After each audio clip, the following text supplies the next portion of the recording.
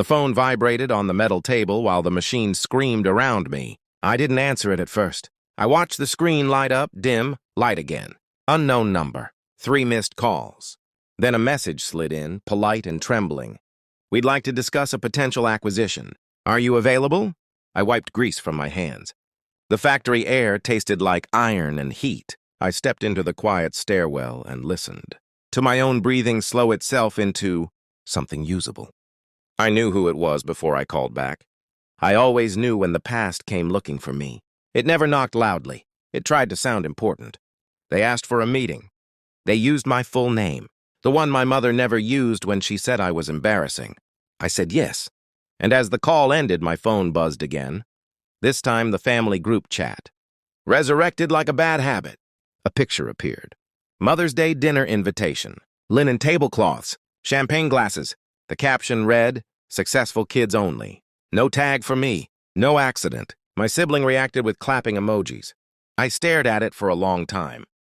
Then I closed the app. Years earlier, she'd said it out loud. At the kitchen table. Not angry. Worse, casual.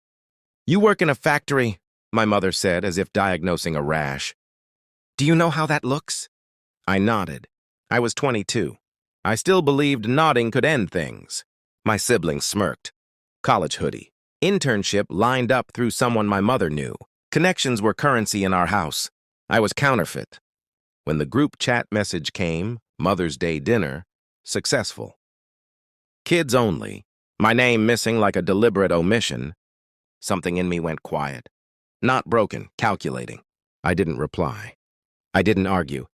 I didn't defend myself with explanations about overtime, or learning curves, or dignity in work. I disappeared for real. I changed numbers.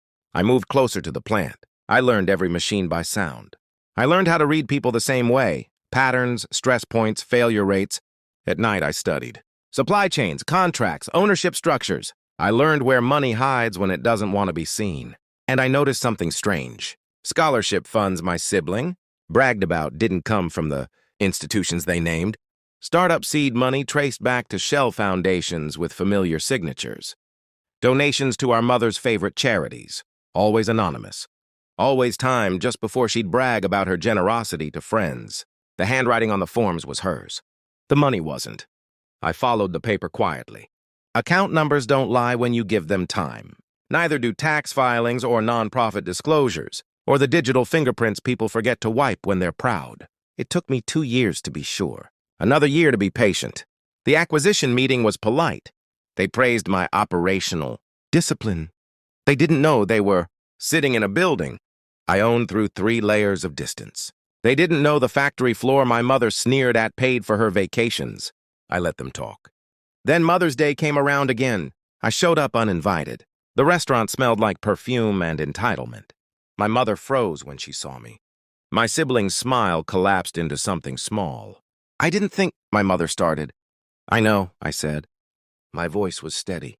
I'd practiced it in quieter rooms. I placed a folder on the table. Thick, heavy. It made a sound when it landed. Everyone noticed. "What's this?" she asked. "Receipts," I said. I didn't raise my voice. I didn't accuse. I slid pages across linen. Donation records. Wire transfers. Shell foundations traced back to my holding company. The one she'd never heard of. The one that funded everything she took credit for. Her face drained as she read. My sibling laughed once, then stopped. "You said I was embarrassing," I continued. "Because I chose factory work." I leaned in just enough. "I chose leverage." She tried to speak. Tried to cry. Tried to explain how she only meant to help. How she assumed the money would keep coming. How she deserved some recognition. I stood. "The money stops today," I said. "So does the silence." I walked out while she unraveled behind me, words spilling too late to matter. Outside, the night air was clean, honest. I didn't look back. I don't miss them. I miss the version of myself who thought approval was a wage you could earn.